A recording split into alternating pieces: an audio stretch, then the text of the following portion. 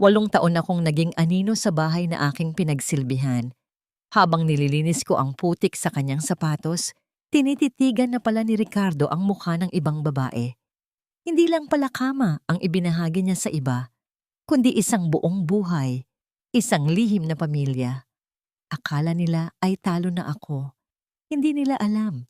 Hawak ko ang lihim na sisira sa kanilang huwad na paraiso. Huwag kang mag-alala, Celine. Kaunting panahon na lang at mabubuo na rin tayo. Si Elena, wala lang siya rito. Para lang siyang isang lumang kasangkapan sa bahay. Nariyan pero hindi ko na napapansin. Konting tiis na lang, mahal. Kukunin ko na kayo ng mga bata at iiwan ko na ang tuyot na buhay na ito. Ang boses ni Ricardo ay malambing, puno ng pag-aaruga na matagal nang hindi nararamdaman ni Elena. Nakatayo si Elena sa labas ng bahagyang nakabukas na pinto ng kanilang silid. Hawak ang bagong plansang barong na isusuot sana ng asawa para sa kanilang 8th anibersaryo mamayang gabi. Ang telang pinuna, kay tagal niyang hinaplos at inalagaan, ay tila naging isang mainit na uling na pumapaso sa kanyang mga palad. Sa loob ng 8 taon, ang tanging alam ni Elena ay ang magsilbi, ang maging isang mabuting asawa at ang manahimik sa kabila ng lamig na unti-unting bumabalot sa kanilang pagsasama. Dahan-dahang lumuwag ang kapit ng kanyang mga daliri. Ang plansadong barong ay marahang bumagsak sa sahig, walang ingay, katulad ng dahan-dahang pagkamatay ng kanyang pag-asa. Hindi siya makahinga. Ang hangin sa paligid ay tila naging maliliit na karayom na tumutusok sa kanyang baga. Ang bawat salitang binitiwan ni Ricardo ay isang lason na mabilis na nananalatay sa kanyang mga ugat. Pinapatay ang bawat alaala ng kanilang mga pangako sa harap ng altar. Pumasok si Ricardo sa banyo, kampante at tila walang dalang kasalanan. Sa pagkakataong yun, ang mga paa ni Elena na tila may sariling isip ay dinala siya sa loob ng silid. Ang kanyang mga mata na malabo na dahil sa nagbabadyang luha ay nahagip ang cellphone ni Ricardo na naiwang nakabukas sa ibabaw ng nightstand. Doon, sa maliwanag na screen, ay tumambad ang 2nd hagupit na tuluyang nagpaguho sa kanyang mundo. Isang larawan, isang masayang pamilya sa isang parke. Si Ricardo, nakangiti ng abot-langit, habang yakap ang isang babaeng mas bata at may hawak na 2 batang lalaki, mga batang may mga matang kawangis na kawangis ng kay Ricardo. Ang caption sa ilalim ng larawan ay tila isang hatol ng kamatayan. Happy birthday, Daddy Ricardo. We love you always, from Celine and your boys. 8 taon. Hindi lang pala isang gabi, hindi lang isang pagkakamali, isang buong buhay na palihim na binuo ni Ricardo habang si Elena ay naghihintay sa kanya gabi-gabi na may nakahandang mainit na hapunan. Ang bawat haplos, ang bawat I love you, at ang bawat pangakong tayo lang hanggang huli ay isa palang malaking sining ng panlilinlang. Naramdaman ni Elena ang isang matinding lamig na nagmumula sa kanyang kaibuturan. Isang pakiramdam na tila ang kanyang dugo ay unti-unting nagiging yelo. Ang kanyang mga kamay ay nanginginig, hindi dahil sa galit, kundi dahil sa bigat ng katotohanang ngayon lang niya ganap na nayakap. Naalala niya ang lahat ng sakripisyo niya bilang isang nurse, ang pagbitiw niya sa kanyang pangarap sa ospital para lamang matutukan ang kalusugan ni Ricardo, ang pag-aalaga niya sa biyenang si Doña Aurora na walang ginawa, kundi laitin siya dahil sa hindi niya pagkakaroon ng anak. Lahat ng iyon, para sa ano? Para sa isang lalaking ang turing sa kanya ay isang lumang kasangkapan. Napahawak si Elena sa gilid ng mesa upang hindi matumba. Ang kanyang paningin ay nagdilim at ang tanging naririnig niya ay ang mabilis na tibok ng kanyang puso na tila isang tambol na nagbabadya ng giyera. Ngunit sa gitna ng kanyang pagkawasak, isang alaala mula sa kanyang pagiging yuta ang biglang sumagi sa kanyang isipan, isang medikal na katotohanan tungkol sa dugo ni Ricardo na siya lang ang nakakaalam. Isang lihim na itinago niya upang protektahan ang dangal ng asawa. Isang lihim na ngayon ay nagmistulang isang matalim na sandata sa kanyang mga kamay. Lumabas si Ricardo mula sa banyo, nagpapatuyo ng buhok, at nang makita si Elena ay agad na nagbago ang anyo nito. Ang lambing sa boses kanina ay napalitan ng isang mapang-uring tingin. Bakit ka narito? At bakit nasa sahig ang barong ko? Elena, ang simple-simple na nga lang ng ginagawa mo sa bahay na ito. Hindi mo pa magawa ng maayos. Napakawalang silbi mo talaga kahit kailan. Ang bulyaw ni Ricardo. Ang boses ay puno ng gaslighting na tila ba si Elena ang may kasalanan sa lahat. Hindi sumagot si Elena. Nanatili siyang nakatayo, ang kanyang likod ay tuwid. Ngunit ang kanyang kaluluwa ay nakaluhod sa dusa. Tiningnan niya ang lalaking minahal niya ng higit sa kanyang sarili at sa unang pagkakataon, hindi pag-ibig ang nakita niya, kundi isang estranghero na may dalang kamatayan. Pasensya na, Ricardo. Ang tanging lumabas sa kanyang tuyot na labi. Isang simpleng paumanhin na may dalang libu-libong kahulugan. Tumalikod si Elena at lumabas ng silid. Iniwan ang asawang abala sa pag-aayos ng sarili para sa kanyang totoong pamilya. Habang naglalakad siya sa madilim na pasilyo ng kanilang bahay, ang bawat hakbang niya ay tila isang paglayo sa babaeng naging martir sa loob ng 8 taon. Sa loob ng kanyang isipan, isang tanong ang paulit-ulit na umaalingaw-ngaw. Isang tanong na magiging mitya ng kanyang panibagong buhay. Hanggang kailan kayang tiisin ng isang pusong nagmahal ang amoy ng sarili nitong pagkabulok bago ito tuluyang maging bato? Tumigil si Elena sa harap ng isang lumang cabinet at kinuha ang isang susi.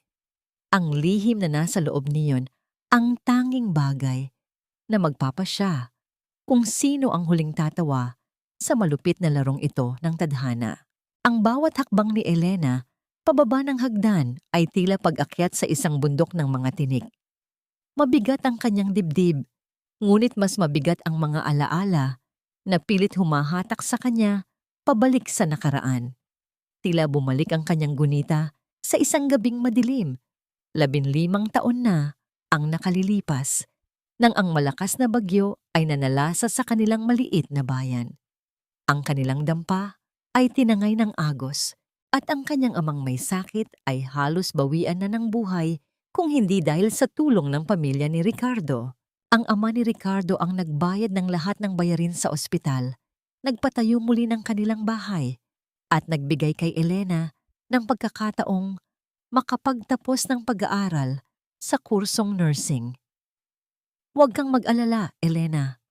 Ang sabi noon ng matandang Ginoo, ang tanging hiling ko lang ay alagaan mo ang anak ko. Ang mga salitang yon ay naging isang gintong tanikala na kusang isinuot ni Elena sa kanyang sarili. Isang utang na loob na higit pa sa halaga ng salapi.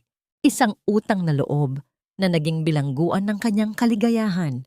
Elena, nasaan ka na bang bata ka? Ang tagal ng gamot ko.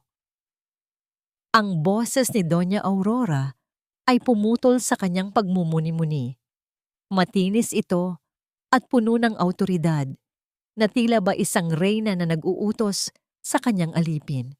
Natagpuan ni Elena ang biyenan sa balkonahe, nakaupo sa kanyang tumba-tumba, balot ng mamahaling shawl na si Elena rin ang nagburda. Dahan-dahang lumapit si Elena. Hawak ang tray ng gamot at isang baso ng maligamgam na tubig. Ang kanyang mga kamay ay nanginginig pa rin mula sa natuklasang katotohanan kanina sa itaas. Ngunit pinilit niyang panatilihin ang isang kalmadong mukha. Sa kabila ng lahat ng sakit, ang kanyang instinct bilang isang nurse ay nananatiling nangingibabaw. Inayos niya ang unan sa likuran ng matanda bago iniabot ang gamot. Ito na po, Mama. Pasensya na po, may tinapos lang ako sa taas. Ang mahinang tugon ni Elena. Tinanggap ni Doña Aurora ang baso, ngunit hindi binitiwan ang mapanuring tingin kay Elena. Ano na naman ang ginagawa mo sa taas? Nagmumukmok o nag-iiyak dahil wala ka na namang maibalitang maganda kay Ricardo? 8 taon na, Elena. 8 taon na kayong kasal. Pero ang bahay na ito ay kasing tahimik pa rin ng sementeryo. Umiwas ng tingin si Elena.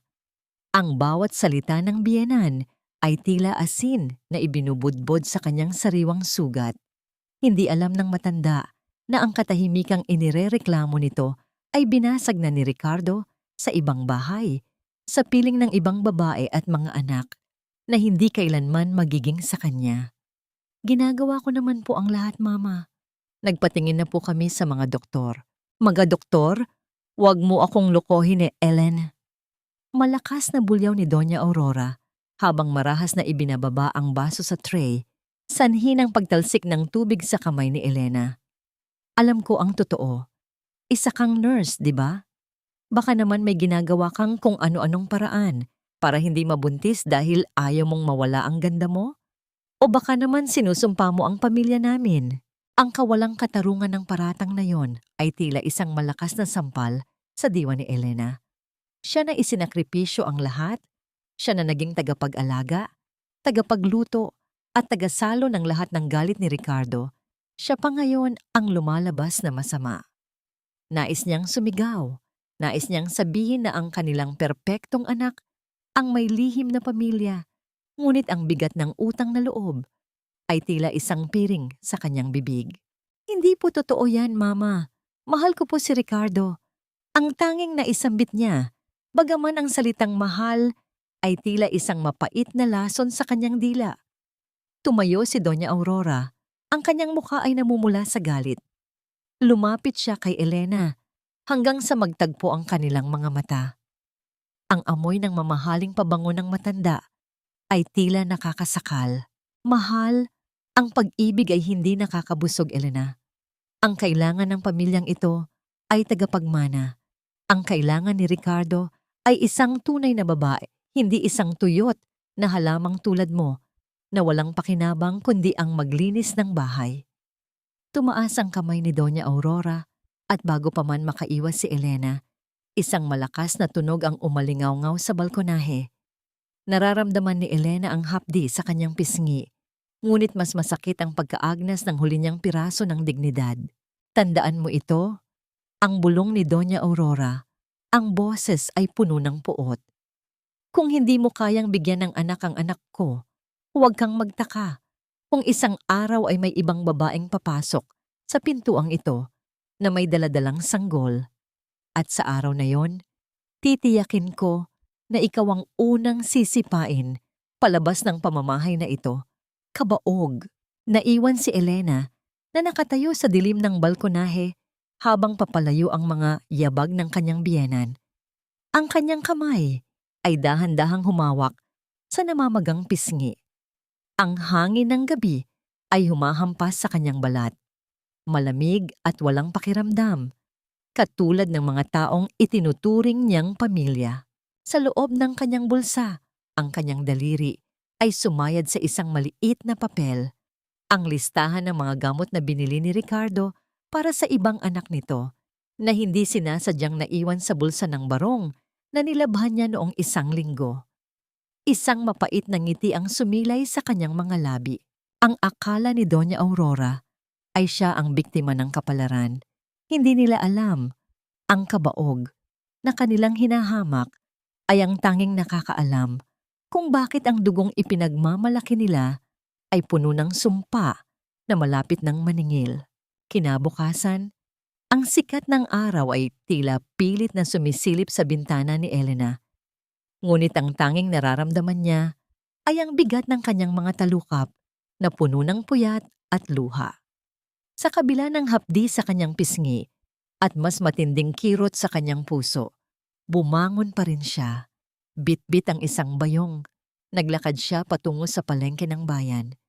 Kahit na durog ang kanyang kaluluwa, kailangan pa rin niyang mamili ng mga sariwang sangkap para sa hapunan dahil iyon ang tanging papel na itinira sa kanya ng pamilyang ito, ang maging isang masunuring tagapagsilbi. Maingay ang palengke. ang amoy ng mga sariwang isda, at ang boses ng mga tinderang nagtatawaran ay tila isang magulong musika sa kanyang pandinig. Habang maingat na pumipili ng mga gulay, naramdaman ni Elena ang isang pares ng mga mata na nakatingin sa kanya mula sa malayo. Isang babaeng nakasuot ng makulay na bestida, may dalang mamahaling bag, at may aura ng tagumpay na tila hindi nababagay sa gitna ng maputik na palengke. Huminto ang babae sa tapat ni Elena. Ang kanyang mukha ay pamilyar, masyadong pamilyar. Siya ang babae sa larawan sa cellphone ni Ricardo. Si Celine. Ikaw pala si Elena. Ang simula ni Celine. Ang boses ay malambing, ngunit may kalakip na talim na tila humihiwa sa hangin. Sa personal pala, mukha kang ngang pagod. Hindi nakapagtataka kung bakit mas gusto ni Ricardo na tumambay sa bahay ko kaysa bumalik sa bahay ninyong parang kuweba sa katahimikan. Natigilan si Elena. Ang kanyang hawak na mga kamatis ay tila gustong mahulog mula sa kanyang nanginginig na kamay. Ngunit sa halip na sumigaw, tinitigan niya ang babaeng nasa harapan niya. Napansin ni Celine ang bahagyang pamamaga sa pisngi ni Elena na nakuha niya mula sa sampal ni Doña Aurora kagabi. Isang mapanuyang tawa ang kumawala sa mga labi ng kontrabida. Oh, tingnan mo nga naman. Mukhang pati ang biyanan mo ay hindi na rin makatiis sa'yo, ani Celine habang dahan-dahang inaayos ang kanyang buhok. Alam mo, Elena, naaawa ako sa'yo. 8 taon kang nagpakapagod, nagpakabayani. Pero ano ang napala mo? Isang sampal at isang asawang naghahanap ng kalinga sa iba. Kung ako sa'yo, ibibigay ko na ang kalayaan ni Ricardo. Bakit mo pa ipinipilit ang sarili mo sa taong hindi ka naman nakailangan? Si Ricardo ang asawa ko, Celine. Ang mahinang tugon ni Elena. Ang boses ay gumaralgal, ngunit puno ng paninindigan. Ano man ang meron kayo, hindi nito mababago ang katotohanang ako ang legal na kabiyak niya. Lumapit palalo si Celine kay Elena hanggang sa maamoy ni Elena ang matapang at mamahaling pabango nito. Pabangong alam niyang si Ricardo ang bumili. Legal? Ang papel ay papel lang, Elena. Pero ang pamilya, iyan ang totoo. May 2 na kaming anak ni Ricardo at sa amin niya nararamdaman ang tunay na ligaya. Ikaw? Para ka lang isang pait na alaala na kailangan na niyang burahin. Itinaas ni Celine ang kanyang kamay at dahan-dahang hinaplos ang kanyang tiyan na bahagya ng bumubukol. Isang ngiti ng tagumpay ang sumilay sa kanyang mga labi. Isang nangiting tila nanunudyo sa kawalan ng anak ni Elena. At heto pa, ang isang bagay na dapat mong malaman. Ang bulong ni Celine, sapat na para marinig lang ni Elena sa gitna ng ingay ng palengke. Buntis ako ulit. Ang pangatlong anak namin ni Ricardo. At sa pagkakataong ito, siniguro ni Ricardo na siya na mismo ang maglalakad ng papeles para tuluyan ka nang mawala sa buhay namin. Malapit na, Elena. Malapit na kaming maging isang buong pamilya sa loob mismo ng bahay ninyo habang ikaw ay naglalakad sa kalye na walang kahit ano. Ang bawat salita ni Celine ay tila isang malakas na dagok sa dibdib ni Elena. Ang kanyang pandinig ay tila nabingi at ang paligid ay dahan-dahang lumabo dahil sa mga luhang pilit niyang pinipigil. Ang sakit ng katotohanan na ang kanyang asawa ay muling magkakaroon ng anak sa iba habang siya ay kinukutya sa kanyang pagiging kabaog, ay tila isang apoy na tumutupok sa kanyang huling hibla ng pagtitimpi. Tiningnan ni Elena ang tiyan ni Celine. Bilang isang nurse, may napansin siyang kakaiba sa paraan ng paghinga ni Celine at sa bahagyang pamumutla ng mga kuko nito. Isang senyales na tanging siya lang ang nakakaintindi. Isang panganib na nagmumula sa dugo ni Ricardo na ngayon ay nananalatay na rin sa sinapupunan ng babaeng nasa harap niya. Binabati kita, Celine. Ang tanging nasabi ni Elena, ang kanyang boses ay naging malamig na tila yelo. Sana ay maging handa ka sa lahat ng kailangang bayaran sa kaligayahang ninakaw mo. Tumalikod si Elena at naglakad palayo. Iniwan ang isang nagtatakang silin sa gitna ng palengke. Ngunit sa bawat hakbang ni Elena, ang bigat ng kanyang daladalang bayong ay hindi maikukumpara sa bigat ng pasyang nabubuo sa kanyang isipan. Hindi lang pala dalawa, tatlo. Tatlong inosenteng bata ang magdadala ng sumpa ng dugo ni Ricardo dahil sa kanilang pagpapakasasa sa kasalanan. Ang pag-uwi ni Elena sa bahay ay tila isang paglalakad patungo sa loob ng isang kabaong. Ang bawat sulok ng mansyon ay nagpapaalala sa kanya ng mga taon ng kanyang pananahimik at pagsisikap na maging sapat. Ngunit sa pagkakataong ito, hindi siya dumiretso sa kusina upang ihanda ang merienda ng kanyang biyenan. Sa halip, pumasok siya sa kanyang silid at marahang inilak ang pinto. Isang maliit na pag-aaklas na alam niyang mapapansin ni Ricardo, ngunit wala na siyang pakialam. Lumuhod siya sa tabi ng kanilang kama at hinila ang isang luma at maalikabok na kahon mula sa kailaliman nito.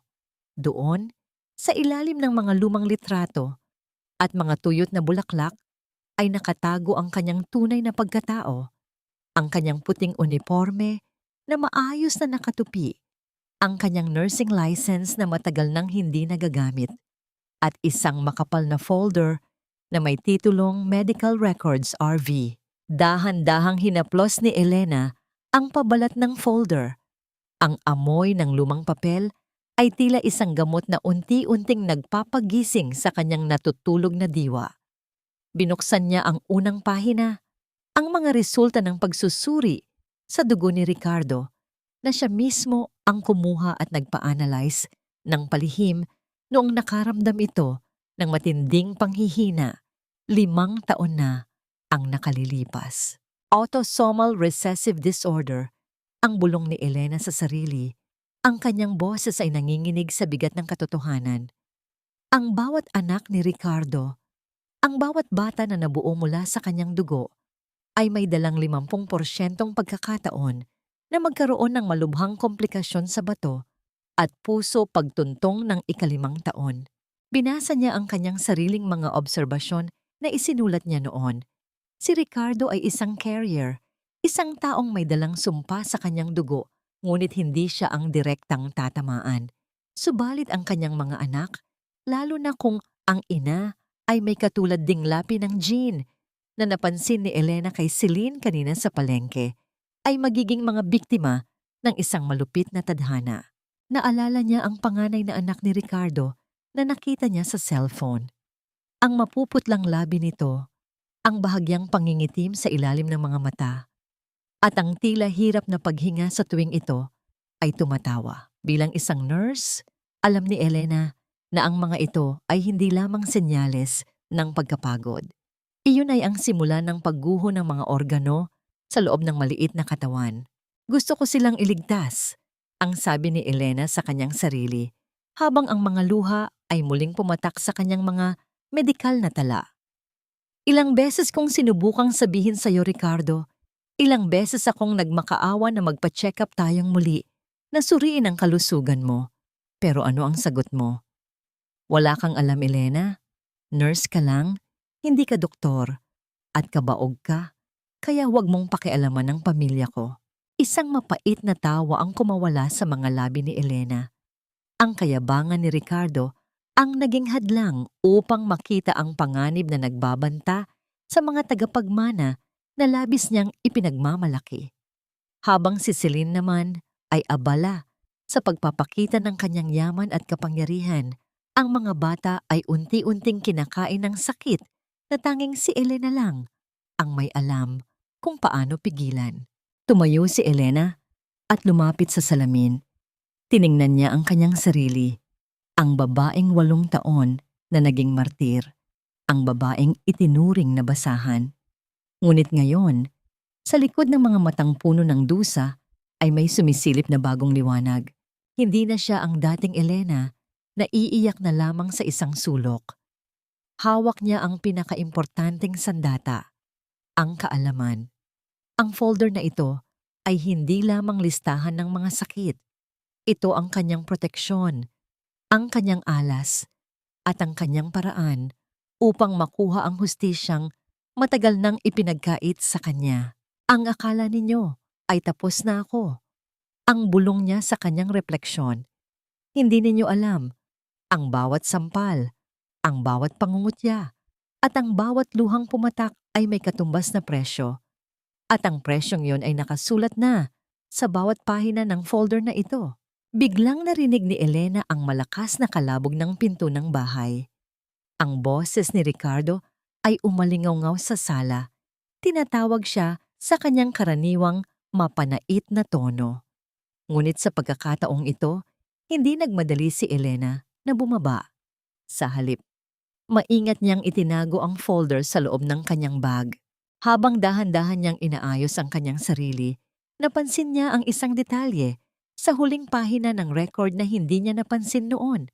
Isang sintomas na maari ring tumama kay Ricardo kapag siya ay sumailalim sa matinding stress. Karma, ang huling salitang binigkas ni Elena bago niya binuksan ang pinto ng kanyang silid. Hinamig ng malakas na sigaw ni Ricardo ang katahimikan ng bahay. Isang boses na tila nagmamay-ari sa bawat hininga ng mga taong naroon. Pababa si Elena ng hagdan. Ang kanyang mukha ay kasing amo ng isang tupa. Ngunit sa loob ng kanyang isipan ay isang bagyo ng mga medikal na formula at mga imahe ng mga sirang organo ang naglalaban-laban. Elena, kanina pa ako sigaw ng sigaw dito. Bakit hindi ka sumasagot? Bingi ka na ba, pati ba naman ang silbi mo bilang asawa ay kinalimutan mo na?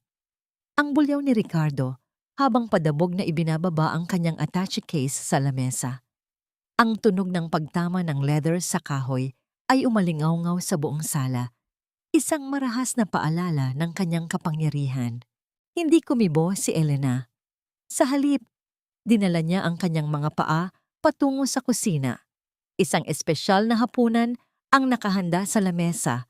Ang paboritong sinigang na baboy ni Ricardo na may kasamang sariwang prutas at paborito nitong alak. Ito ang kanilang 8th anibersaryo. Isang gabi na dapat sana ay puno ng pag-ibig. Ngunit ngayon ay nagmistulang isang huling hapunan bago ang isang malaking pagguho. Nakahanda na ang hapunan, Ricardo. Maligo ka muna para gumaan ang pakiramdam mo. Ang malumanay na sagot ni Elena. Ang kanyang boses ay walang bakas ng galit. Isang sining ng pagpapanggap na 8 taon niyang pinagkadalubhasan. Tumingin si Ricardo sa lamesa. Pagkatapos ay kay Elena. Isang mapanuyang ngiti ang sumilay sa kanyang mga labi. Anniversary natin, di ba? Akala mo ba nakalimutan ko? Nakakatawa ka talaga, Elena. Nagpapakahirap ka pa ring magluto kahit alam mong wala na akong ganang kainin ang anumang gawa mo. Nakakasawa na ang mukha mo. Nakakasawa na ang serbisyo mo. Umupo si Ricardo at nagsimulang kumain ng walang pasasalamat. Pinanood siya ni Elena mula sa kabilang dulo ng lamesa. Ang kanyang mga mata, na dati ay puno ng pagsamba, ay ngayon ay nagsusuri na parang isang mikroskopyo. Napansin ni Elena ang bahagyang panginginig ng mga kamay ni Ricardo habang humahawak ng kutsara. Napansin niya rin ang bahagyang paninilaw sa gilid ng mga mata nito. Isang palatandaan na ang atay nito ay nagsisimula na ring magrebelde sa sobrang stress at alak. Bakit ganyan ka makatingin? Ang asik ni Ricardo habang pilit na nilulunok ang pagkain. Para kang nakakita ng multo. Iniisip ko lang kung gaano kakahalaga sa akin, Ricardo. Ang sagot ni Elena, ang kanyang mga daliri ay dahan-dahang humahaplos sa gilid ng kanyang baso. Iniisip ko kung hanggang kailan mo kayang dalhin ang bigat ng lahat ng iyong mga lihim bago ka tuluyang bumagsak. Sandaling natigilan si Ricardo, ngunit bago pa siya makasagot, ang katahimikan ay muling binasag ng malakas na pagtunog ng kanyang cellphone. Sa gitna ng kanilang anibersaryo, hindi nag-atubili si Ricardo na sagutin ang tawag. Ang kanyang boses ay agad na nagbago, naging malambot, puno ng pag-aalala at takot. Ano? Si Gio? Mataas ang lagnat at hindi makahinga? Celine, huminahon ka. Papunta na ako. Tumayo si Ricardo ng marahas Sanhi ng pagkakatumba ng kanyang upuan na lumikha ng isang nakakangilong tunog sa sahig. Hindi man lang niya tinignan si Elena. Ang kanyang tanging iniisip ay ang batang nasa kabilang linya. Ang batang nagtataglay ng kanyang dugo. At ngayon ay sinisingil na ng kalikasan. Kailangan kong umalis. Huwag mo akong hintayin. Ang tanging sabi ni Ricardo habang nagmamadaling lumabas ng pinto. Naiwan si Elena sa gitna ng hapagkainan na puno ng masasarap na pagkain na wala namang kumakain. Ang tanging naririnig ay ang tibok ng orasan sa dingding. Bawat segundo ay tila isang hakbang patungo sa kawalan.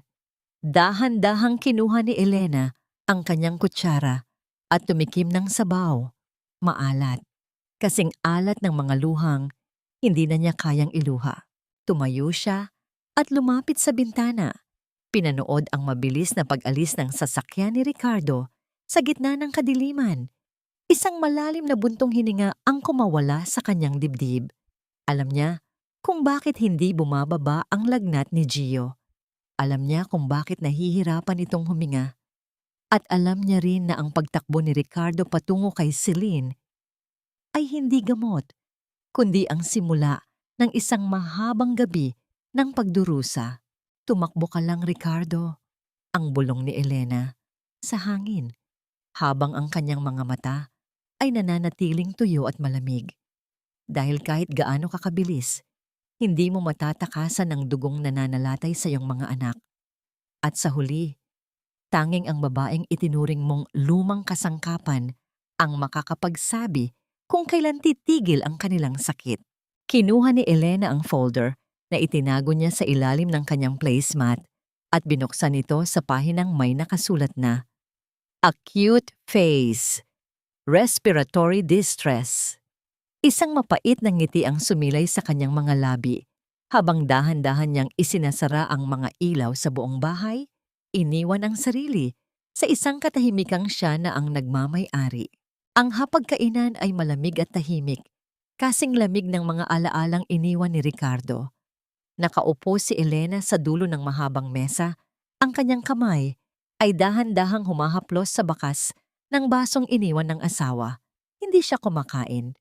Ang kanyang tiyan ay walang ganang tumanggap ng pagkain, ngunit ang kanyang isipan ay abalang-abala sa pagbuo ng isang estratehiya, isang plano na tanging siya lang ang nakakaalam.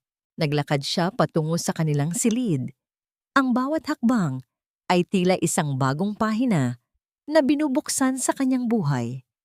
Sa loob, natagpuan niya si Ricardo, abala sa kanyang laptop.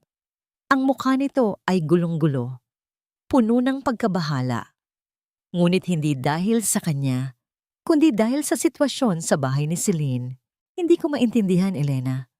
Kailangan daw ng transplant ng bato at puso ni Gio. Ang bata pa. Hindi ko maintindihan. Bakit nagkakaganyan ang anak ko? Ang boses ni Ricardo ay puno ng pagtataka at takot. Ang kanyang kayabangan ay tila dahan-dahang naglalaho, napapalitan ng isang kawalang pag-asa. Lumapit si Elena sa tabi ng kama. Ang kanyang tingin ay kalmado. Hindi siya nagsalita agad. Hinayaan niya ang mga salita ni Ricardo na lumutang sa hangin, na parang mga bula na handa ng pumutok. Hindi ka ba nagsisisi na pinabayaan mo ang sarili mo, Ricardo? Ang tanong ni Elena. Ang kanyang boses ay malumanay, ngunit may kalakip na talim na tanging si Ricardo lang ang nakakaramdam.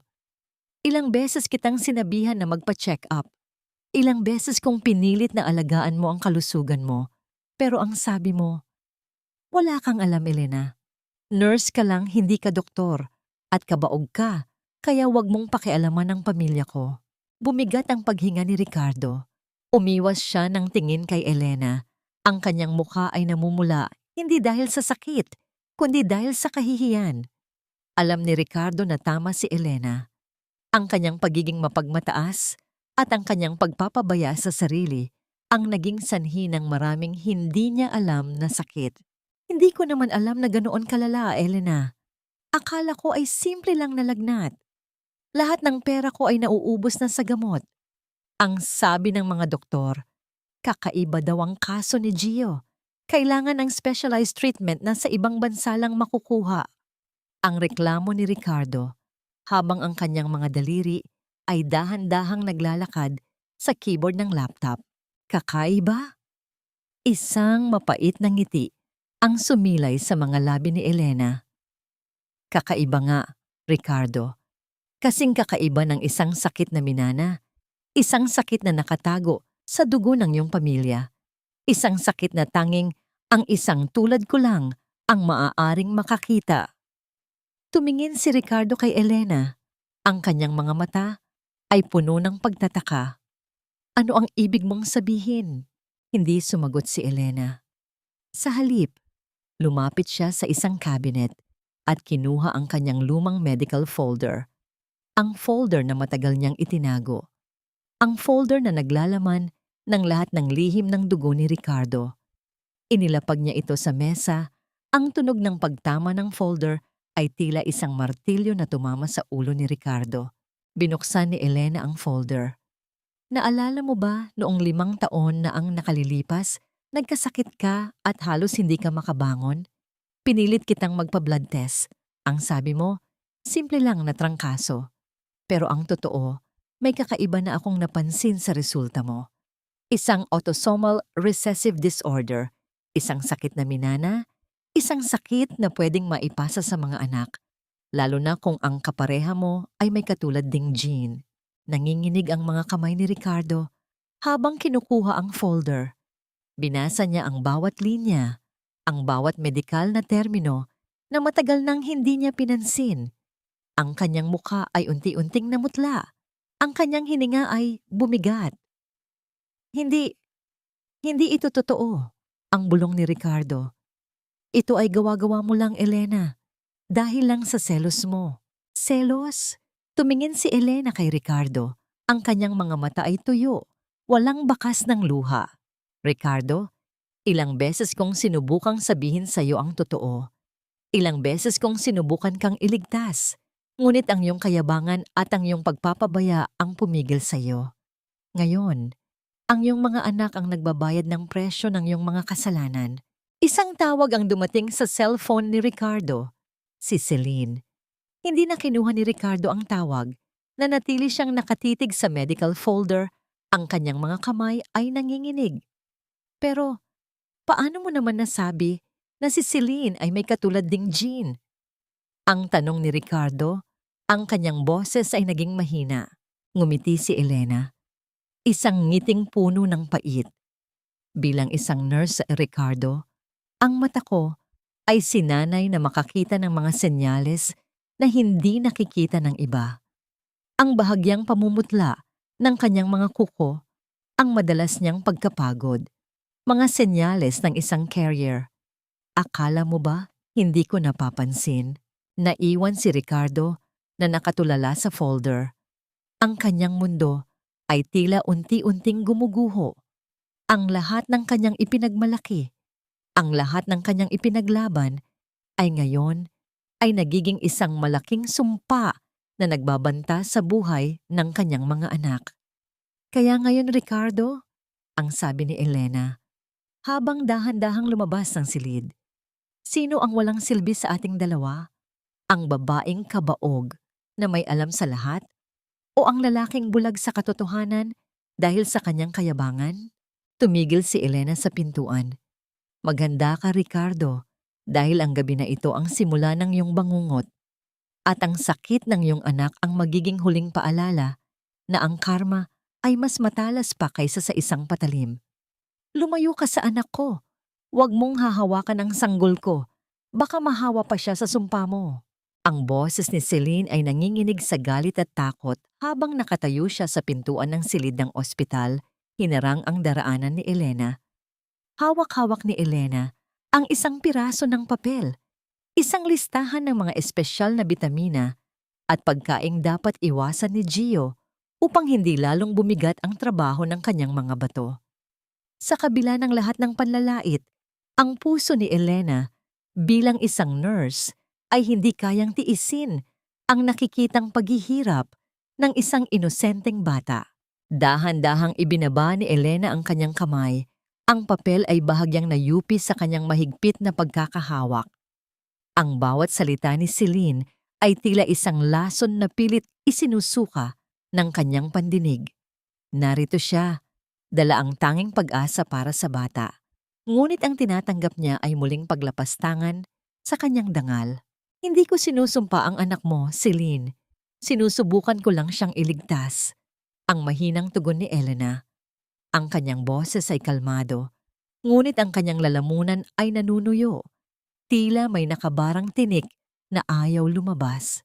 Alam ko ang sakit ni Gio. Alam ko kung bakit hindi gumagaling ang mga sugat niya. Kung hindi mo susundin ang nakasulat dito, baka hindi na siya umabot sa susunod na buwan. Isang mapait na tawa ang kumawala sa mga labi ni Celine.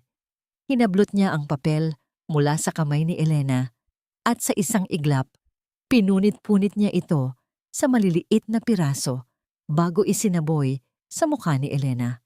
Ang mga puting piraso ng papel ay dahan-dahang nalaglag sa sahig, katulad ng mga pira-pirasong pagkakataon na itinapon na lamang sa basura. Iligtas? Sa tingin mo ba ay maniniwala ako sa'yo? Isa kang kabaog, Elena. Inggit na inggit ka sa akin dahil ako ang nakapagbigay kay Ricardo ng tunay na pamilya. Ang boses ni Celine ay tumataas. Tila ibig na marinig ng buong ospital ang kanyang mga pangungutya. Gusto mong lasunin ang anak ko dahil alam mong siya lang ang tanging dahilan kung bakit tuluyan ka ng itatapon ni Ricardo. Naramdaman ni Elena ang isang matinding panginginig sa kanyang mga tuhod. Ang paligid ay tila umiikot at ang bawat patak ng ulan na humahampas sa bintana ng ospital ay tila sumasabay sa pintig ng kanyang pusong nagdurusa. Ang kawalang malay ni Celine sa panganib na kinakaharap ng kanyang sariling dugo ay isang uri ng kalupitang mahirap intindihin. Lumingon si Elena sa likuran nang marinig niya ang mabibigat na yabag ni Ricardo. Umaasa siya, kahit sa huling pagkakataon, na pakikinggan siya ng kanyang asawa. Ngunit ang nakita niya ay ang parehong tingin ng pandidiri na nakita niya sa nakalipas na 8 taon. Elena, sapat na.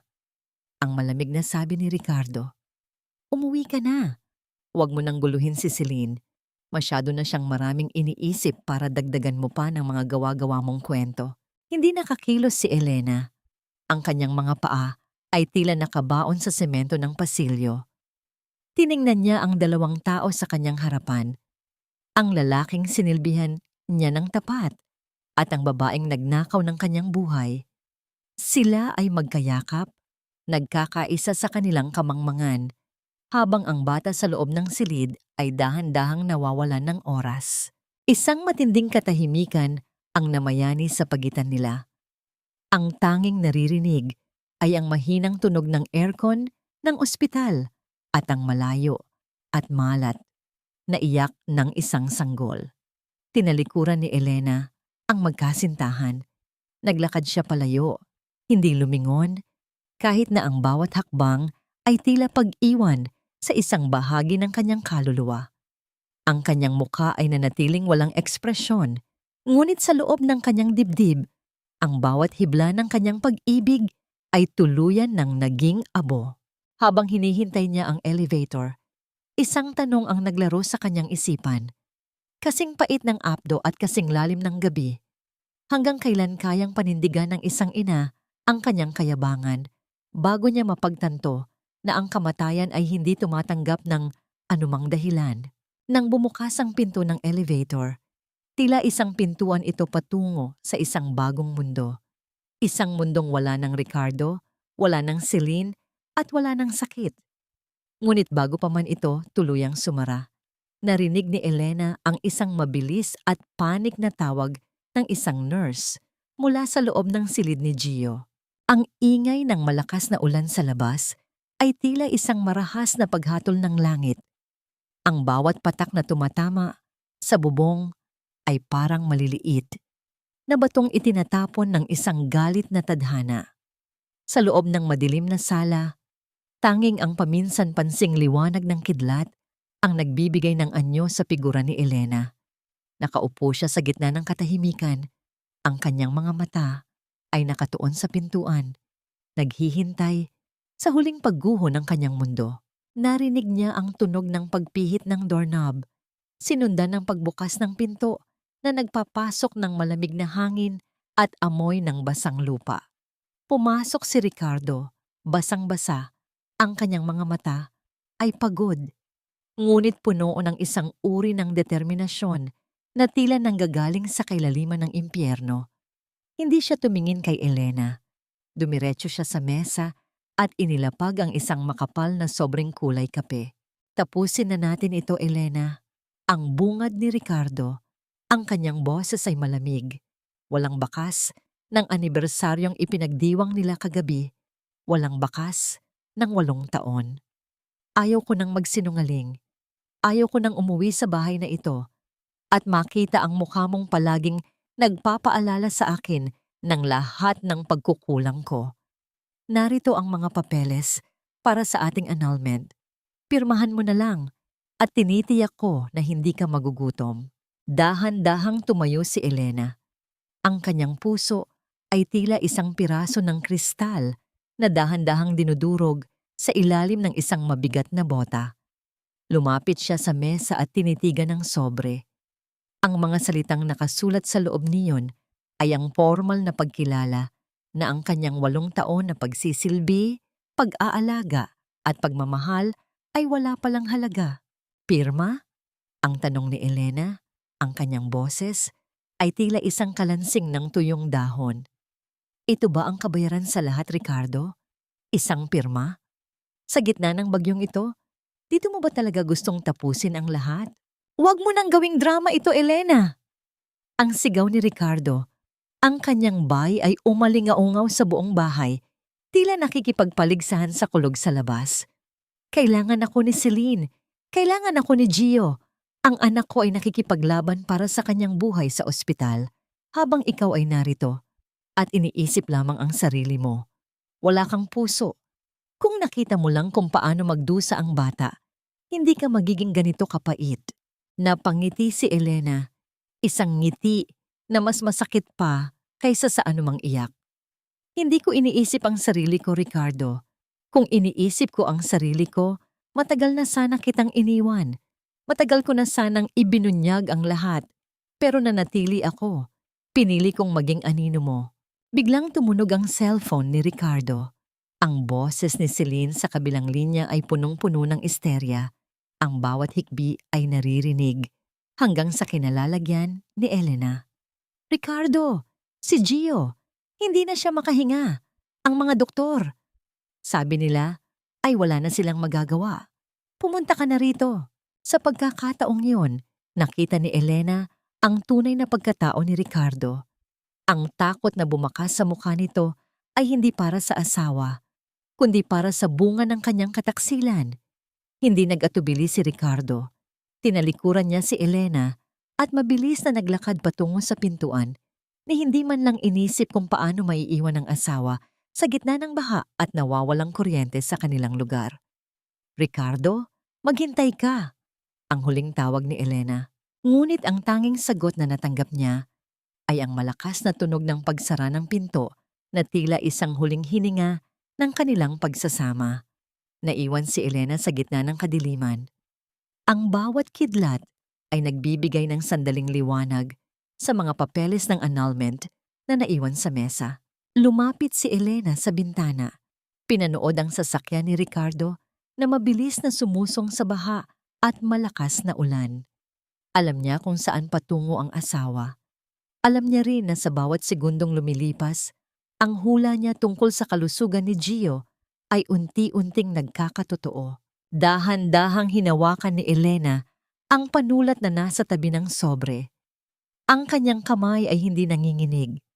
Sa gitna ng dilubyo sa labas, nahanap niya ang isang uri ng katahimikan sa kanyang loob. Ang katahimikan ng isang taong wala na ring matatalo pa. Itinapat niya ang dulo ng panulat sa papel, ngunit sa halip na pirmahan ito, may isang bagay siyang napansin sa labas ng bintana. Isang anino ng isang tao na kanina pa pala nakatayo sa ilalim ng ulan, pinapanood ang bawat galaw niya. Ang katahimikang bumabalot sa buong bahay ay tila isang makapal na kumot na nagtatangkang sakalin ang huling hibla ng pagkatao ni Elena. Sa gitna ng dilim, ang tanging nagbibigay ng anyo sa sala ay ang malamig na liwanag ng buwan na sumisilip sa pagitan ng mga ulap pagkatapos ng malakas na ulan. Nakatayo si Elena sa gitna ng silid na 8 taon niyang itinuring na tahanan. Ngunit ngayon ay tila isa na lamang itong malawak at malamig na libingan ng kanyang mga pangarap. Dahan-dahan siyang pumasok sa kanilang silid. Ang amoy ng pabango ni Ricardo ay nananatili pa rin sa hangin. Isang masakit na paalala ng lalaking kailanman ay hindi naging tunay na kanya. Binuksan ni Elena ang cabinet at inilabas ang isang maliit na maleta. Hindi niya kinuha ang mga mamahaling damit na binili ni Ricardo para sa kanya o ang mga alahas na ibinigay nito bilang pampalubag loob sa bawat gabi ng kanyang pag-iisa. Iniwan niya ang mga iyon sa ibabaw ng dresser, nagniningning ngunit walang buhay, katulad ng kanilang pagsasama. Ang tanging isinilid niya sa maleta ay ang kanyang mga luma at kupas na uniforme ng pagiging nurse, ang kanyang mga libro sa medisina, at ang folder na naglalaman ng katotohanang pilit nilang itinago sa dilim. Isinama rin niya ang isang maliit na litrato ng kanyang mga magulang, ang mga taong naging dahilan kung bakit siya nagtiis sa loob ng mahabang panahon. Tapos na ang pagbabayad ko sa utang na loob na hindi ko naman hiniling. Ang bulong ni Elena sa sarili. Ang kanyang boses ay naging matatag. Wala nang panginginig. Bago siya lumabas ng silid, huminto siya sa harap ng kanilang malaking wedding portrait na nakasabit sa dingding. Tinitigan niya ang mukha ng batang Elena sa larawan. Ang babaeng puno ng pag-asa, ang babaeng naniwala na ang pag-ibig ay sapat na para baguhin ang lahat. Dahan-dahan niyang inabot ang frame at hinayaan itong bumagsak sa sahig. Ang tunog ng nabasag na salamin ay umalingaw-ngaw sa buong bahay. Bawat pira-pirasong kristal ay tila sumasalamin sa kanyang nadurog na puso. Hindi siya natakot. Sa halip naramdaman niya ang isang uri ng kalayaan na matagal nang ipinagkait sa kanya. Bumaba siya sa sala at tumigil sa harap ng mesa kung saan nakalatag ang mga papeles ng annulment. Kinuha ni Elena ang panulat, ngunit sa halip na pirmahan ang mga dokumentong gawa ng mga abogado ni Ricardo, kinuha niya ang susi ng bahay mula sa kanyang bulsa at binitawan ito sa ibabaw ng papel.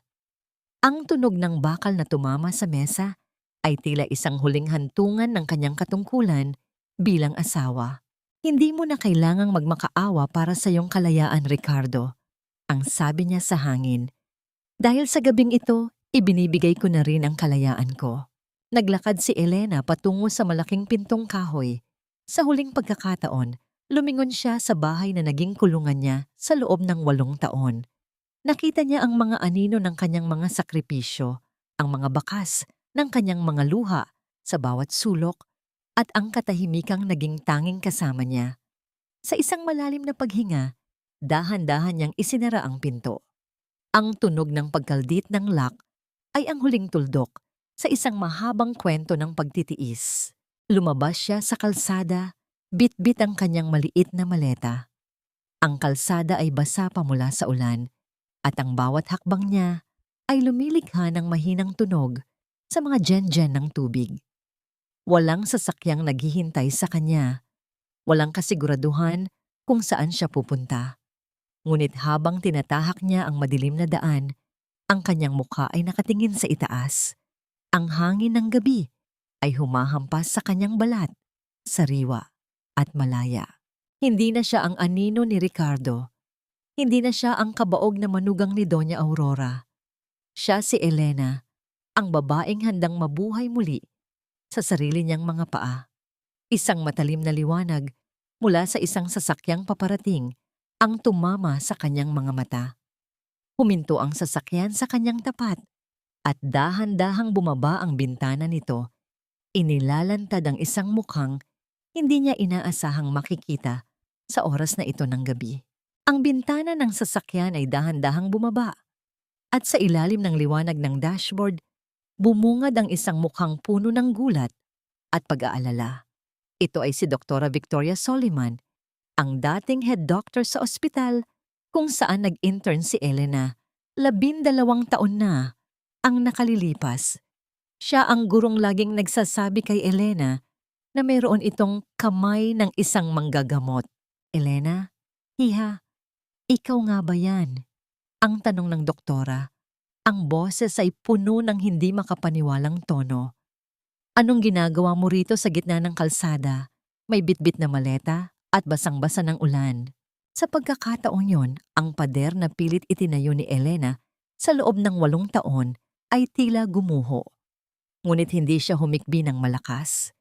Sa halip, isang dahan-dahang pagtango lamang ang kanyang itinigon habang ang mga butil ng ulan sa kanyang mukha ay humahalo sa kanyang mga luha. Doktora, kailangan ko pong bumalik. Kailangan ko pong mahanap muli ang sarili ko. Hindi na nagtanong pa ang matandang doktora. Binuksan niya ang pinto ng sasakyan at pinapasok si Elena sa loob ng init at kaligtasan. Habang papalayo ang sasakyan, sa bayang naging kulungan ni Elena, pinanood niya ang mga ilaw ng mansyon ni Ricardo na unti-unting naglalaho sa dilim. Iyon na ang huling pagkakataong lilingon siya sa kanyang nakaraan. Lumipas ang mga buwan na tila isang mabilis na agos ng tubig. Sa tulong ni Doktora Soliman, dinala si Elena sa Maynila. Ang syudad na maingay, magulo, at puno ng buhay ay naging katuwang niya sa kanyang pagbangon. Sa simula, hindi naging madali. Maraming ospital ang nag-aalinlangan sa kanya dahil sa 8 taon niyang pagkawala sa serbisyo. Masyado nang matagal ang gap mo, Nurse Elena. Ang madalas na sabi sa kanya, baka kinalimutan na ng mga kamay mo ang tamang paghawak ng hiringgilya. Ngunit hindi sumuko si Elena. Tuwing gabi, sa loob ng kanyang maliit na apartment, ang kanyang mga kamay ay abala sa pag-eensayo. Ginagamit niya ang kanyang mga lumang libro, muling pinag-aaralan ng bawat gamot, bawat sintomas, at bawat teknikal na aspeto ng medisina. Ang bawat gabi ng puyat ay alay niya sa babaeng 8 taon na kinalimutan ng mundo hanggang sa dumating ang pagkakataon sa St. Jude Medical Center, isa sa pinakamalaking ospital sa lungsod. Sa gitna ng isang emergency case kung saan nagkakagulo ang mga batang nurse, si Elena ang nanatiling kalmado. Siya ang nakahanap ng ugat ng isang pasyenteng nag-aagaw buhay. Siya ang nagbigay ng tamang obserbasyon na nagligtas sa bata. Sa araw na yon, muling isinuot ni Elena ang kanyang puting uniforme, isang uniformeng wala ng mantsa ng luha mula kay Ricardo. 5 taon ang mabilis na lumipas. Si Elena ay hindi na lamang isang simpleng nurse. Siya na ngayon ang head nurse ng Nephrology and Cardiology Department. Ang kanyang muka ay puno ng awtoridad at tiwala sa sarili. Ang kanyang buhok ay maayos na nakapusod at ang kanyang mga mata ay nagniningning na sa tagumpay, hindi na sa dusa. Wala na ang takot sa kanyang puso. Napalitan na ito ng dedikasyon sa kanyang mga pasyente. Isang hapon, habang abala si Elena sa pag-aayos ng mga records sa nurses station, ang katahimikan ng hallway ay binasag ng malakas at desperadong sigaw mula sa entrance ng emergency room. Isang boses na tila nanggaling sa kailaliman ng isang hukay. Isang boses na nagpatigil sa mundo ni Elena. Nurse, tululong! Ang anak ko! Hindi na siya humihinga. Maawa kayo. Tulungan niyo kami. Dahan-dahang itinaas ni Elena ang kanyang ulo. Sa dulo ng pasilyo, nakita niya ang isang lalaking gusgusin, payat, at mukhang matandang-matanda sa kanyang tunay na edad. Hawak-hawak nito ang isang maliit na bata na halos kulay asul na ang mga labi. Sa likod nito ay isang babaeng histerikal, nakasuot ng punit-punit na damit, ang kanyang mukha ay puno ng pait. Sina Ricardo at Celine. Nararamdaman ni Elena ang mabilis na pagtibok ng kanyang puso, ngunit hindi dahil sa takot. Ito ay ang tibok ng isang propesyonal na handang humarap sa kanyang tadhana. Tinitigan niya ang lalaking dating hari sa kanyang buhay na ngayon ay isa na lamang anino ng kanyang dating kayabangan. Dalhin niyo ang pasyente sa ER isa. Ngayon din. Ang malakas at matatag na utos ni Elena sa kanyang mga tauhan. Tumakbo ang mga medical staff patungo sa mag-asawa. Nang malampasan ni Ricardo si Elena, sandaling nagtagpo ang kanilang mga mata. Ang pagkilala sa mukha ni Ricardo ay dahan-dahang lumitaw, kasabay ng isang matinding gulat na tila isang kidlat na tumama sa kanyang buong katawan. Elena, ang nauutal na bulong ni Ricardo, habang ang kanyang mga kamay ay nanginginig sa paghawak sa kanyang anak. Hindi sumagot si Elena. Sa halip, kinuha niya ang stethoscope mula sa kanyang leeg at mabilis na lumapit sa bata. Ako ang head nurse dito, Mr. Valderrama. At sa sandaling ito, ang buhay ng anak mo ang tanging mahalaga sa akin. Huwag kang tumingin sa akin bilang asawa, Ricardo. Tumingin ka sa akin bilang ang tanging tao na maaaring magdugtong sa hininga ng anak mo. Ang boses ni Elena ay kasing talim ng scalpel. Hinihiwa ang huling hibla ng dignidad ni Ricardo. Sa gitna ng nagkakagulong emergency room, tila huminto ang mundo para sa lalaking dati ay nagmamataas. Nakatayo si Ricardo. Ang kanyang mga balikat ay nakayuko. Ang mga damit ay may mantsa ng grasa at luha. Malayong malayo, sa makisig na negosyanteng nagtapon kay Elena, 5 taon na ang nakalilipas. Elena, pakiusap. Ang tanging naisambit ni Ricardo, ang kanyang boses ay tila isang gasgas na plaka. Ang kanyang mga mata ay nananalangin, hindi para sa sarili, kundi para sa bata na ngayon ay inilalagay na sa stretcher. Hindi nag-aksaya ng panahon si Elena. Mabilis siyang kumilos kasama ang mga junior nurse. Ang tunog ng mga gulong ng stretcher na tumatakbo sa makinis na sahig ng ospital ay tila isang mabilis na tibok ng puso na nagmamadali. Ihanda ang monitor. Kunin ang oxygen saturation. I-check ang creatinine levels ngayon din. Ang sunod-sunod na utos ni Elena. Ang bawat salita niya ay puno ng awtoridad. Isang boses na hinubog ng libu-libong oras ng pagsasalita sa pagitan ng buhay at kamatayan. Nang ikabit ang mga kable sa dibdib ng bata, ang monitor ay nagpakita ng isang irregular na guhit, isang matumal at tila pagod na ritmo na nagpapahiwatig ng papalubog na lakas. Walang naririnig na tunog ng makina, kundi ang mabigat na paghinga ni Celine na nakasandal sa pader. Ang kanyang mga kamay ay nakatakip sa kanyang bibig habang nanginginig ang buong katawan. Anong nangyayari? Bakit hindi siya gumigising?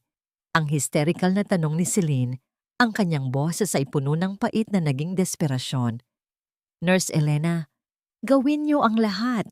Kahit magkano babayaran namin. Tumingin si Elena kay Celine. Ang babaeng dati ay puno ng alahas at kayabangan ay ngayon ay mukhang lantang gulay.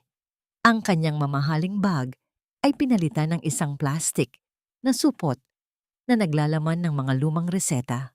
Hindi pera ang kailangan niya ngayon, Celine. Oras ang kalaban natin. Ang malamig na sagot ni Elena habang mabilis na sinusuri ang mga kuko at mata ng bata. Sinabi ko na sa inyo, ito 5 taon na ang nakalilipas. Ang sakit na ito ay hindi nadadaan sa mamahaling gamot kung ang pundasyon mismo ng kanyang mga organo ay gumuho na. Lumingon si Elena sa attending physician na kapapasok lang.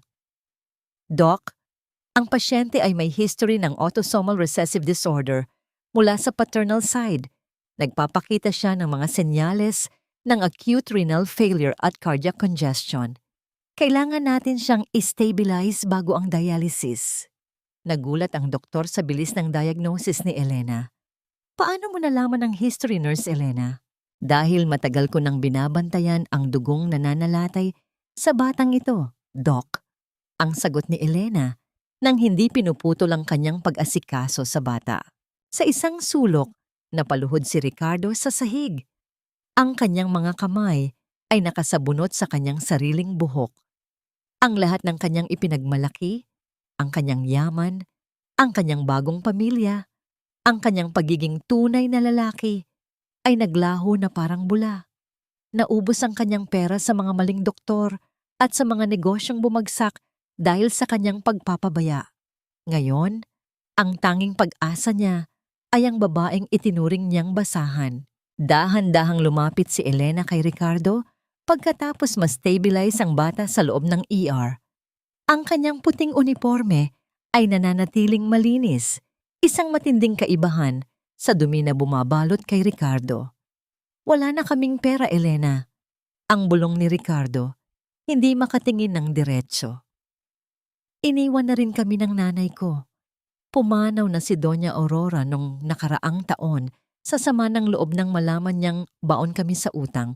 Wala na akong matakbuhan. Isang saglit na katahimikan ang namayani. Sa kabila ng lahat ng sakit, naramdaman ni Elena ang isang kurot sa kanyang puso. Hindi dahil sa pag-ibig, kundi dahil sa awa sa isang tao na nawalan ng lahat dahil sa sarili nitong kasalanan. Inabot niya ang isang basong tubig kay Ricardo. Ang kanyang daliri ay bahagyang dumampi sa nanginginig na kamay nito. "Uminom ka muna," ang sabi ni Elena. Isang simpleng kilos ng pagkatao na nagpaguho sa huling depensa ni Ricardo. Humagulgol si Ricardo. Ang tunog ng kanyang pag-iyak ay tila isang sugatang hayop na humihingi ng tawad sa kalagitnaan ng kagubatan. Habang pinapanood sila ni Celine mula sa malayo, ang mukha nito ay puno ng selos na nahahaluan ng matinding kahihiyan. "Bakit mo ito ginagawa, Elena?" ang tanong ni Ricardo sa gitna ng kanyang mga hikbi. "Pagkatapos ng lahat ng ginawa ko sa'yo, bakit tinutulungan mo pa rin kami?" Tumingin si Elena sa malayo, sa puting pasilyo ng ospital na naging saksi sa kanyang pagbangon. "Hindi ko ito ginagawa para sa'yo, Ricardo. Ginagawa ko ito dahil ako ay isang nurse. At dahil hindi ako katulad mo."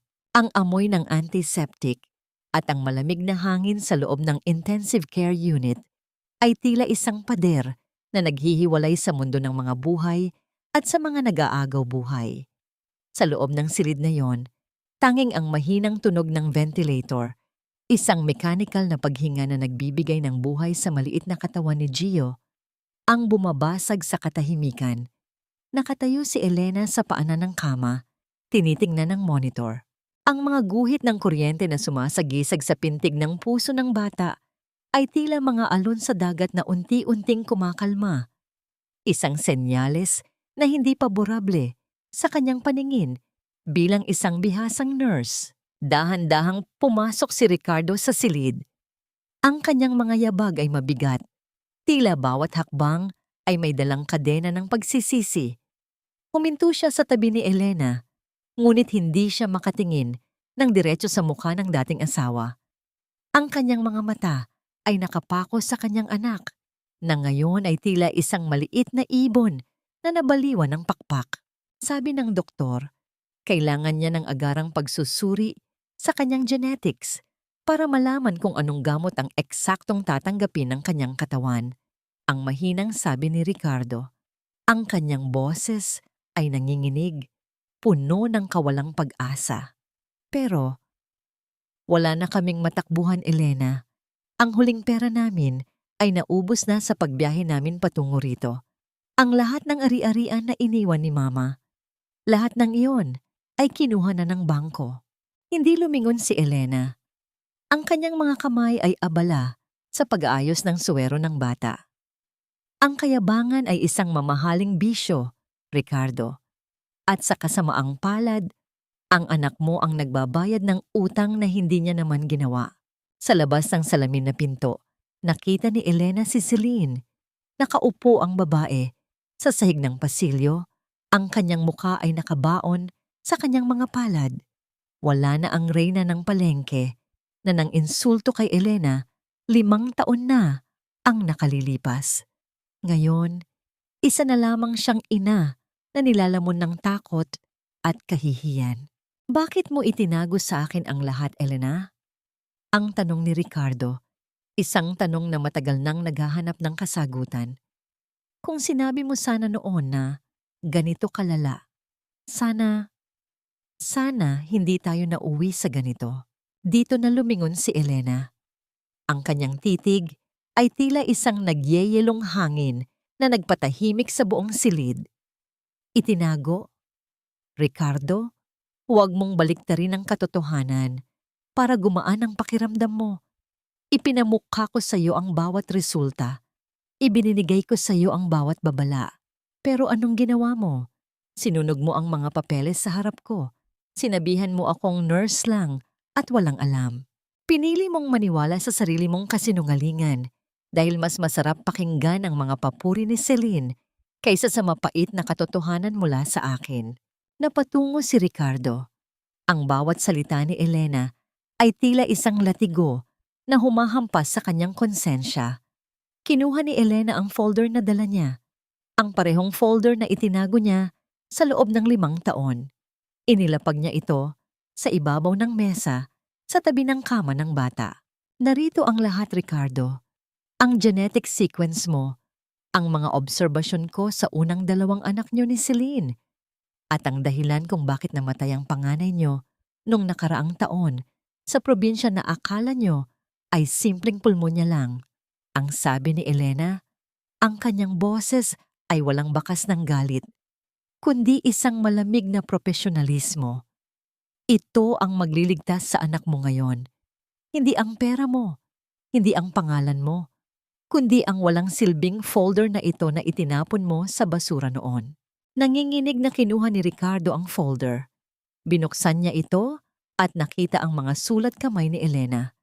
Mga taon ng pananaliksik, mga puyat, at mga tala na ginawa niya habang siya ay nagsisilbi pa bilang asawa nito. Napagtanto ni Ricardo na habang niloloko niya si Elena, ang babaeng ito ay abala sa paggawa ng paraan upang protektahan ang kanyang mga anak sa labas.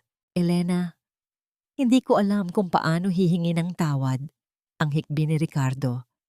Napakasama kong tao.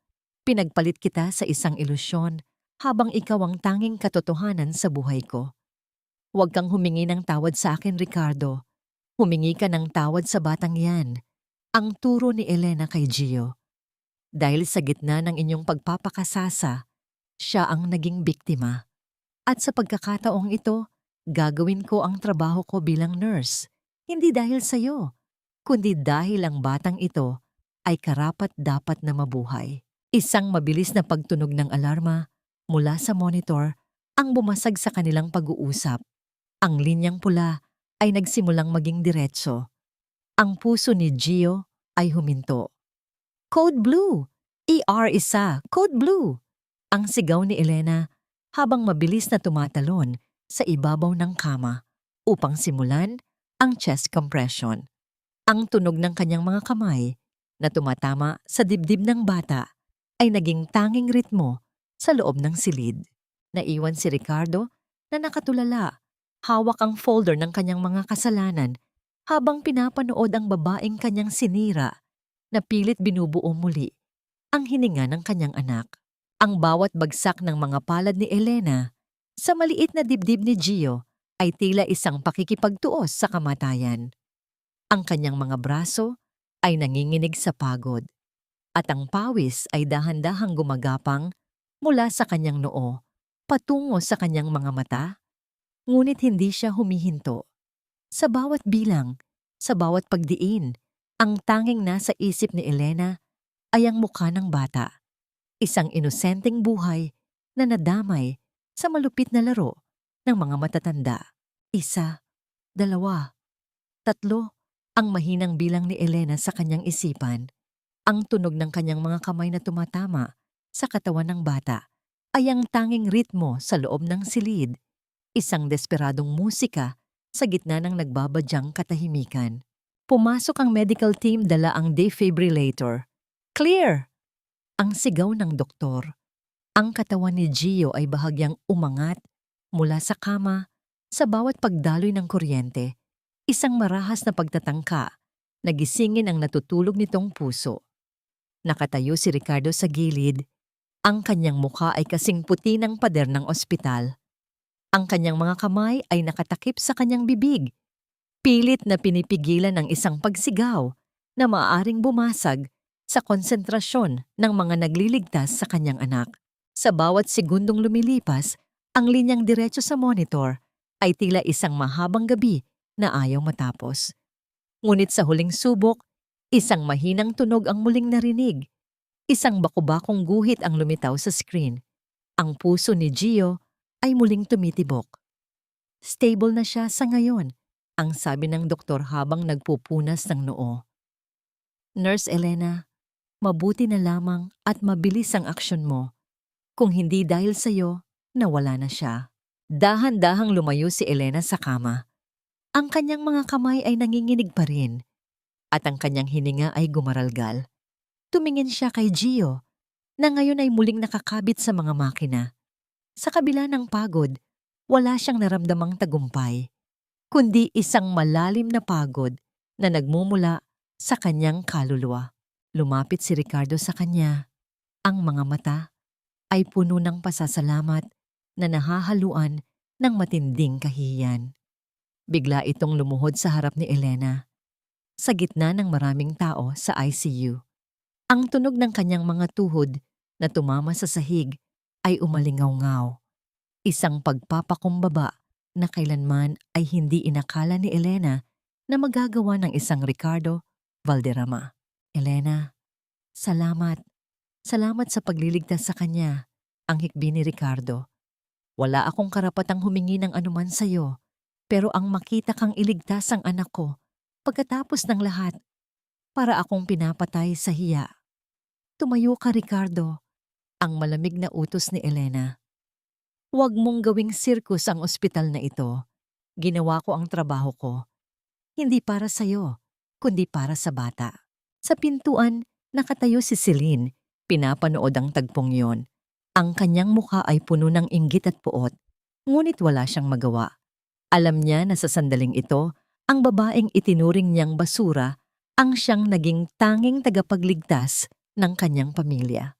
Ang kanyang katahimikan ay puno ng bigat, tila isang anino na hindi makalapit sa liwanag ng kabutihan ni Elena. Hinarap ni Elena si Ricardo. Ang kanyang titig ay matatag. Ang batang yan ay kailangan ng transplant, Ricardo. At alam nating dalawa na ikaw ang tanging tugma. Ngunit sa kondisyon ng katawan mo ngayon, dahil sa alak at pagpapabaya, hindi mo siya matutulungan. Natigilan si Ricardo. Ang katotohanan ay tila isang malakas na sampal sa kanyang pagkatao. Ang kanyang sariling mga kasalanan ang nagiging hadlang upang iligtas ang bunga ng kanyang pagmamahal. Anong dapat kong gawin? Ang tanong ni Ricardo. Ang boses ay puno ng desperasyon. Magbago ka, Ricardo, at hindi lang sa salita.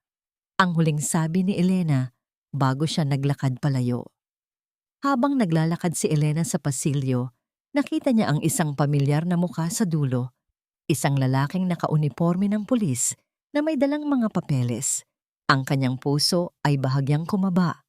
Alam ni Elena na ang karma ay hindi lamang natatapos sa sakit. Nurse Elena, kami po ang mga operatiba mula sa kabilang bayan. Hinahanap po namin si Mr. Ricardo Valderrama para sa kasong estafa at illegal recruitment. Ayon sa report, dito po siya dinala. Tumingin si Elena sa loob ng ICU kung saan nakaluhod pa rin si Ricardo sa tabi ng kama ng anak. Isang mapait na buntong hininga ang kumawala sa kanya.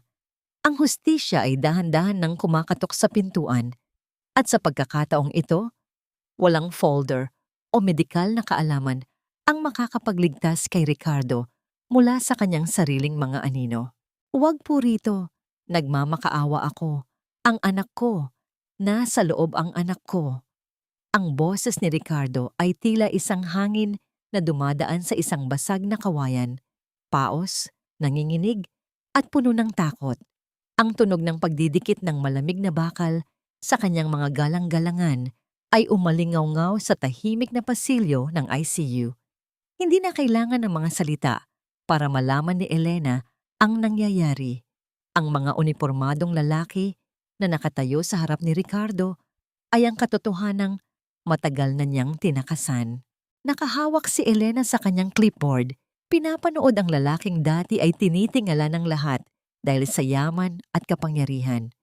Ngayon, si Ricardo ay nakapuso. Ang kanyang mga kamay ay nakagapos, habang ang mga pasyente at ibang nurse ay nakatingin nang may halong pagtatanong at panghuhusga. Ikaw ang tumawag sa kanila, di ba?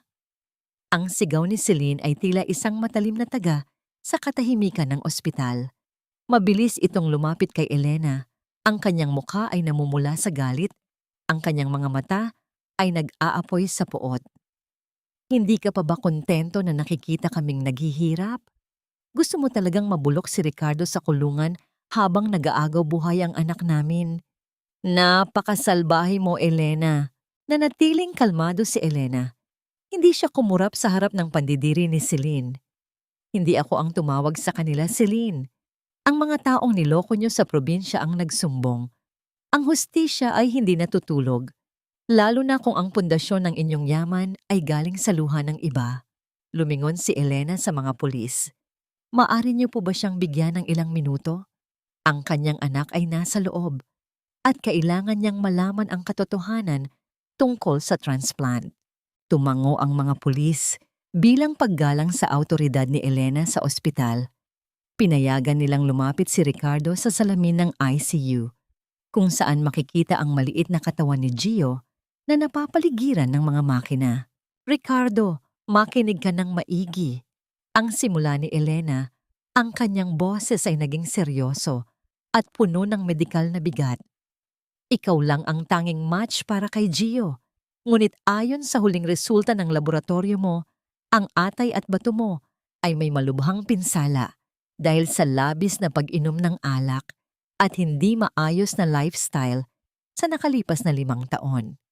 Sa madaling salita, ang bahagi ng katawan na ibibigay mo sana sa kanya ay maaaring pumatay sa kanya sa halip na magligtas. Parang isang kidlat na tumama sa gitna ng dibdib ni Ricardo ang narinig. Napasandal siya sa pader, ang kanyang mga tuhod ay dahan-dahang bumigay hanggang sa muli siyang mapaluhod sa malamig na sahig. Ibig mong sabihin, wala na akong silbi? Kahit ang sarili kong laman, hindi ko maibibigay para mabuhay ang anak ko? Ang hikbi ni Ricardo ay naging isang malakas na hagulgol. Doon niya naramdaman ang tunay na kahulugan ng pagkatalo.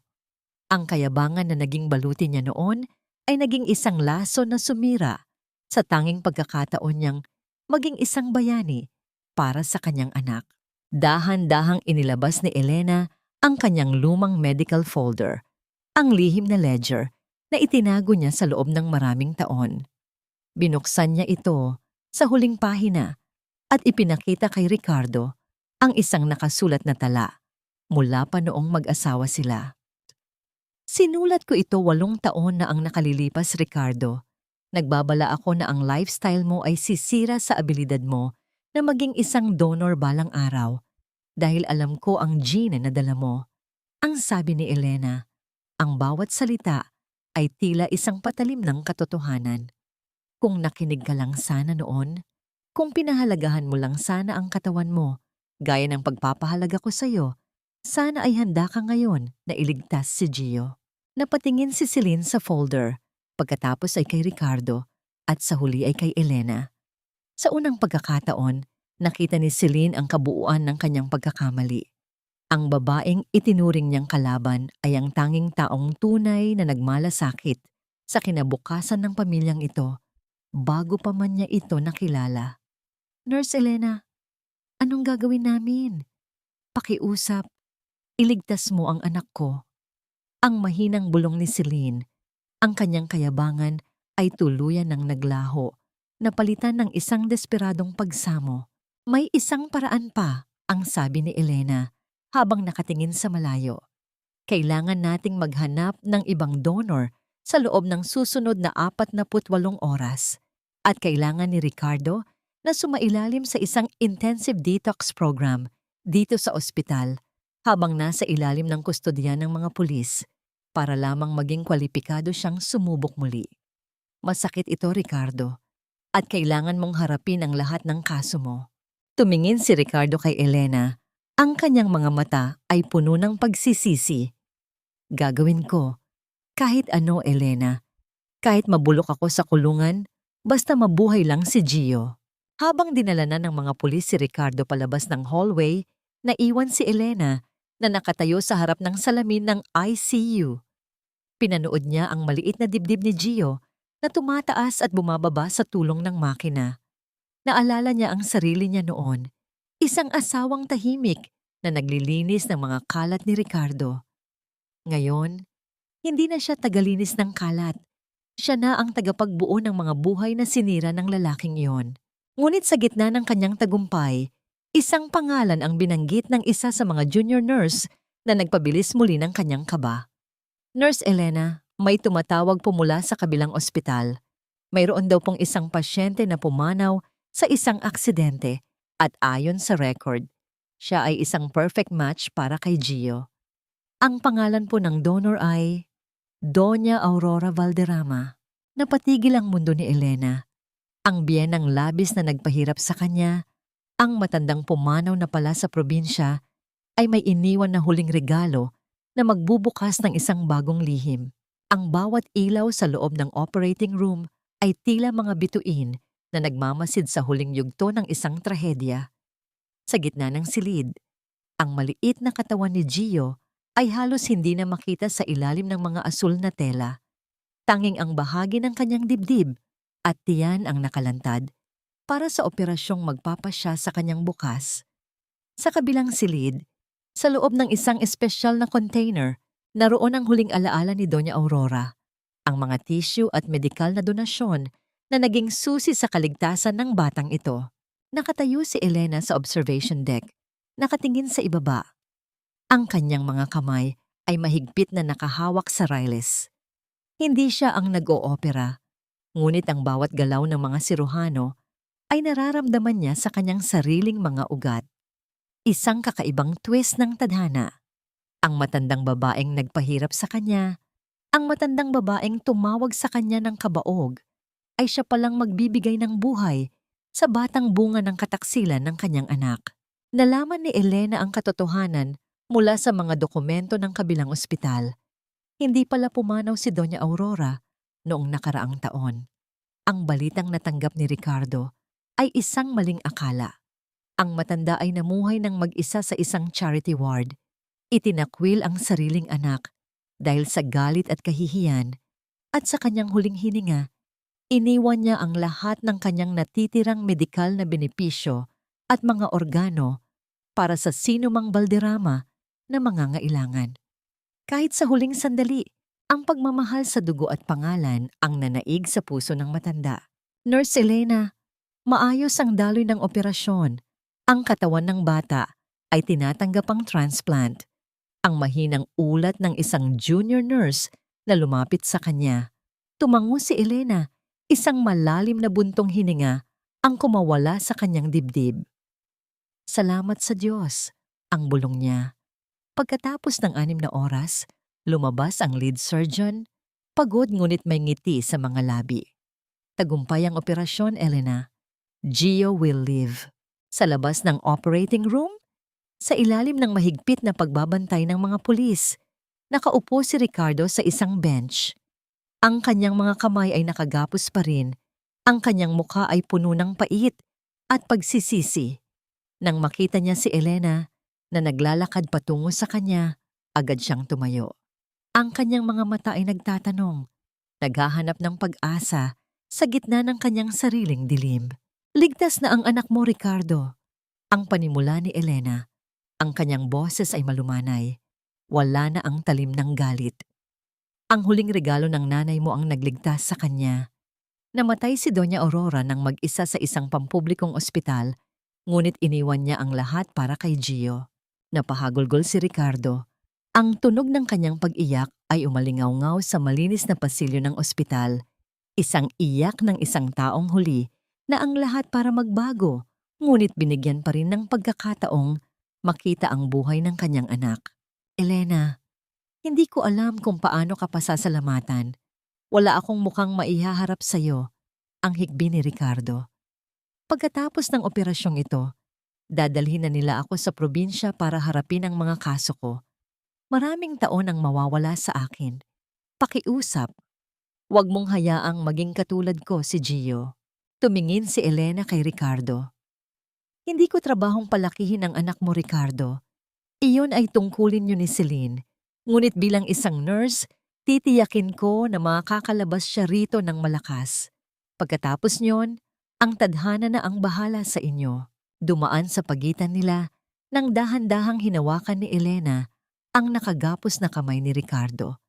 Isang huling haplos ng pagpapaalam, hindi bilang asawa, kundi bilang isang taong ganap ng nakapagpatawad.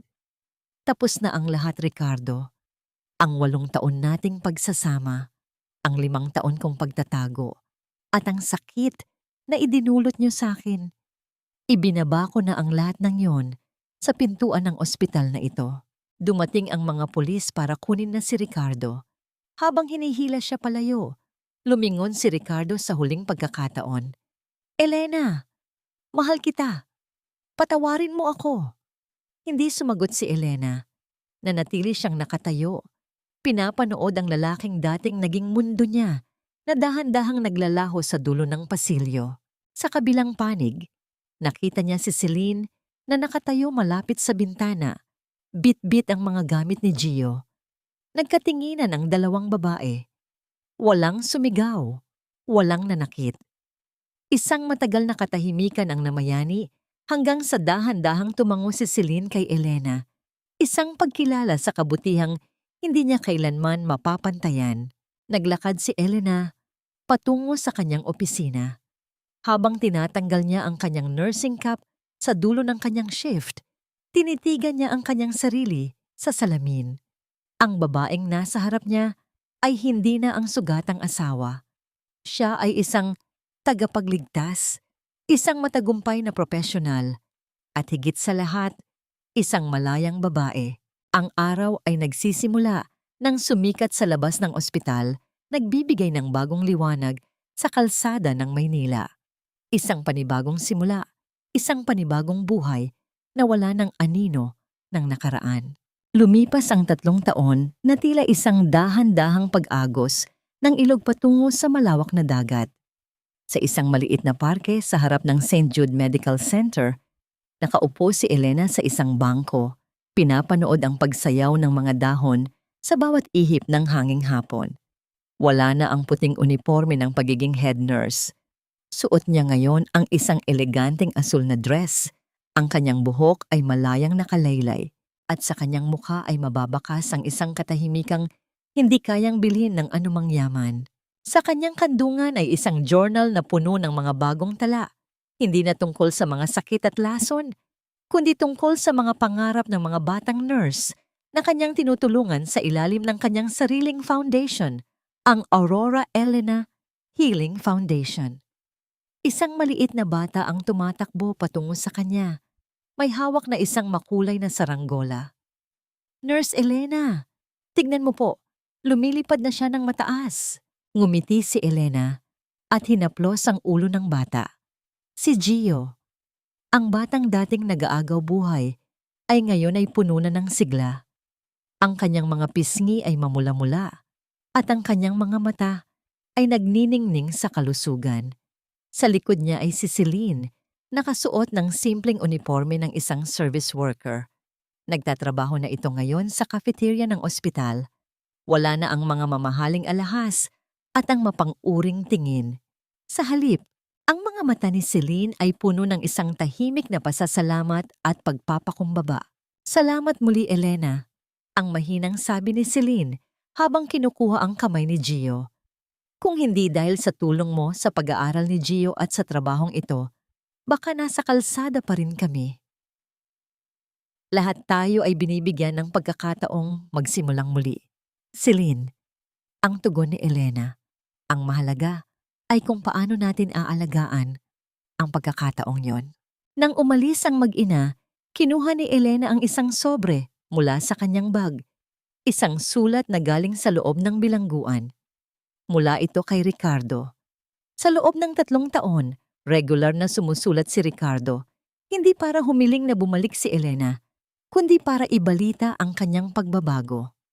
Natutunan na nito ang sining ng paggawa ng mga kasangkapan sa loob ng workshop ng kulungan at ayon sa sulat, nakahanap na rin ito ng kapayapaan sa gitna ng rehas. Binasa ni Elena ang huling bahagi ng sulat. Elena, sa bawat mesa na ginagawa ko rito, naaalala ko ang bawat pagkakamali ko sa ating tahanan noon. Salamat sa hindi mo paglimot kay Gio. Ang iyong patawad ay ang tanging nagbibigay sa akin ng dahilan para gumising araw-araw. Dahan-dahang itinupi ni Elena ang sulat at ibinalik sa sobre. Hindi siya nakaramdam ng lungkot o ng pananabik. Ang pag-ibig niya kay Ricardo ay matagal na niyang inilibing kasama ng mga lumang medical records, ngunit ang pagpapakatao ay nanatili.